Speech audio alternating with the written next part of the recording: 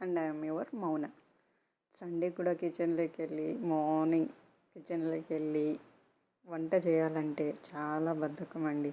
Sunday holiday ఇచ్చేసారు కదా అని బాగా నిద్రపోదాం అనుకుంటే ఆకలి గమ్మునే ఉండదుగా, లేపుతోంది. సో వెళ్ళి ఫస్ట్ అయితే టిఫిన్ కోసం దోశ చేసేద్దాం అనుకుంటున్నా. అదైతే ఫాస్ట్గా అయిపోతుంది కాబట్టి దోశ అయితే ప్రిపేర్ చేసేస్తున్నాను. ఇందులోగా ఈయన వెళ్ళేసి మటన్ తెస్తున్నారు. యాక్చువల్గా మటన్తో పాటు ఫిష్ కూడా తెస్తారు సండే అయితే.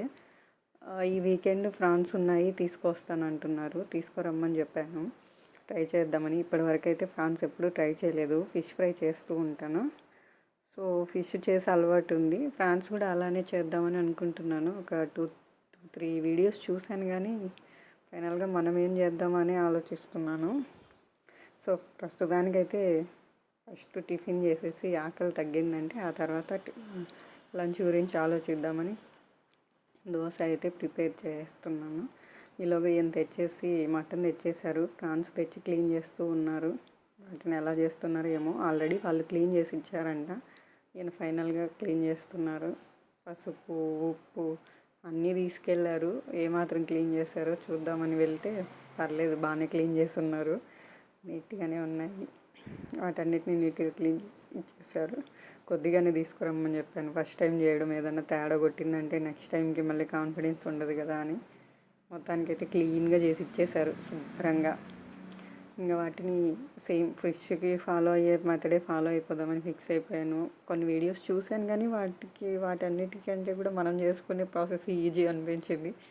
సో మొత్తానికి కారం, అల్లం వెల్లుల్లి పేస్ట్, ధనియా పౌడర్, సాల్ట్ అన్నీ వేసి కలిపేసుకుంటున్నాను. యాక్చువల్గా ఫిష్ ఫ్రై కోసం తెచ్చుకున్న మసాలా ఉంది, అదే వేసేస్తున్నాను.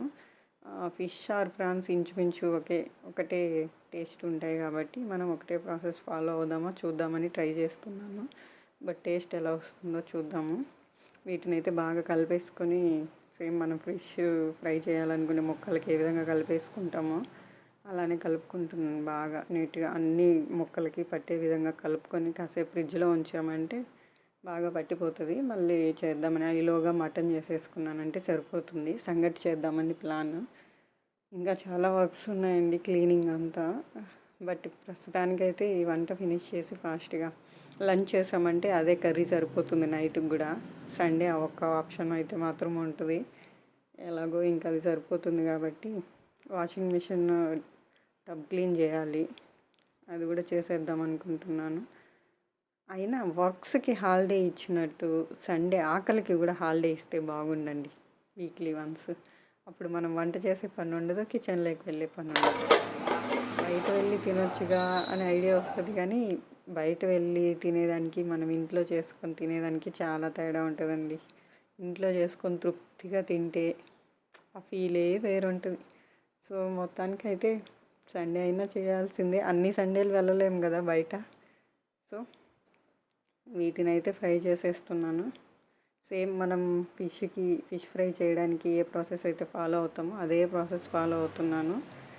ప్యాన్ పెట్టేసుకొని వాటిని అన్నిటిని బాగా ఫ్రై చేద్దామని. కాకపోతే బాగా డ్రై చేసి తింటున్నాను. ఇన్కేస్ ఏమైనా తేడా కొట్టినా కూడా బాగా డీప్ ఫ్రై అయిపోయినాయంటే తినేయచ్చు.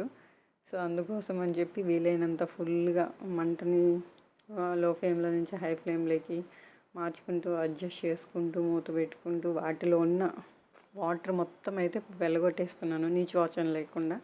సో ఆ తర్వాత ఎలా ఉన్నా వంట అంటే ఉప్పు, కారం, పులుపు ఈ 3 కరెక్ట్గా సరిపోయినాయంటే ఇంకా మనం ఏం చేసినా చేయకున్నా ఆ వంట టేస్టీగానే ఉంటుందండి. కాబట్టి సో ఉప్పు అవి కరెక్ట్గా వేసేసుకున్నామంటే వంటలన్నీ బాగానే ఉంటాయి. ఇందులో నీచు వాసన ఉంటుంది కాబట్టి దీంట్లో నుంచి అయితే వాటర్ మొత్తం పోగొట్టేసామంటే కొంచెం టేస్ట్ అటు ఇటు వచ్చినా కూడా బాగుంటుందని ఫిక్స్ అవుతున్నాను.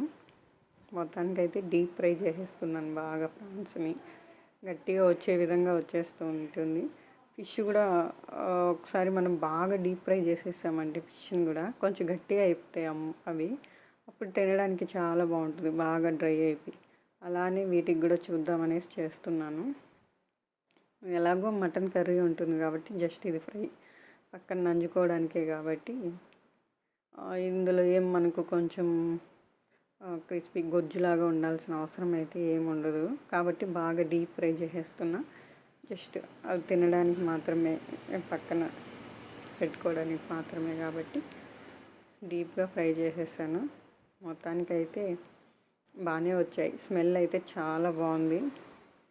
తిని చూసి టేస్ట్ ఎలా ఉందో చూడాలి. ఇంకా స్మెల్ మాత్రం అదిరిపోయింది. యాక్చువల్గా చేస్తూ ఉన్నప్పుడే ఒక ముక్క అయితే తినేసానండి. చాలా బాగా వచ్చింది, సూపర్గా. ఇంకా వాషింగ్ మిషన్ టబ్ క్లీన్ చేసేద్దామని ఫిక్స్ అయ్యాను. నేను 1.5 month అయిందండి ఈ వాషింగ్ మిషన్ తీసుకొని. ఎల్జీ ఫ్రంట్ లోడ్ 7 kgs తీసుకున్నాను. సో వాషింగ్ మిషన్తో పాటునే టబ్ క్లీన్ పౌడర్ అవి తీసేసుకున్నాను. ఇంకా లిక్విడ్ కూడా తీసుకున్నాను. ఎలా ఉంటాయి, ఎల్జీ వాళ్ళే కొత్తగా లాంచ్ చేశారంట.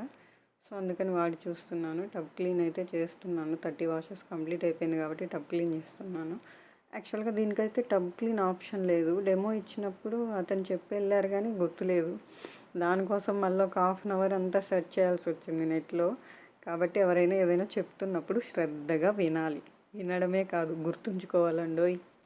సో అలానే దానికోసం అయితే సెర్చ్ చేసి మొత్తానికి ఫైనల్గా టబ్ క్లీన్ ఆప్షన్ అయితే కనిపెట్టేశాను. ఆ time delay option, free wash, ఈ రెండింటిని ఫ్యూ సెకండ్స్ పాటు అలా పట్టి ఉంచుకున్నామంటే TCL వస్తుంది. టబ్ క్లీన్ ఆప్షన్ అయితే వచ్చేస్తుంది. So tub clean option select చేసుకుంటాము. సెలెక్ట్ చేసుకున్న తర్వాత టబ్ క్లీన్ అయిపోతుంది.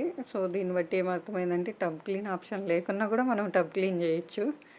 కాబట్టి అది ఎలానో గుర్తుంచుకోండి. మీరు కూడా ఎవరైనా ఏదైనా చెప్తున్నప్పుడు ఫస్ట్ విని వాటిని గుర్తుంచుకోండి.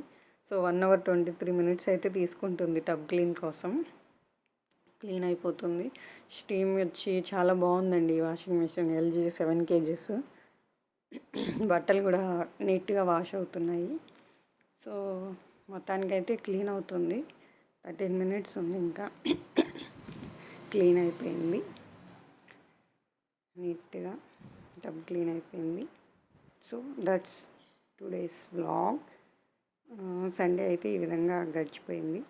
Thank you everyone for everything.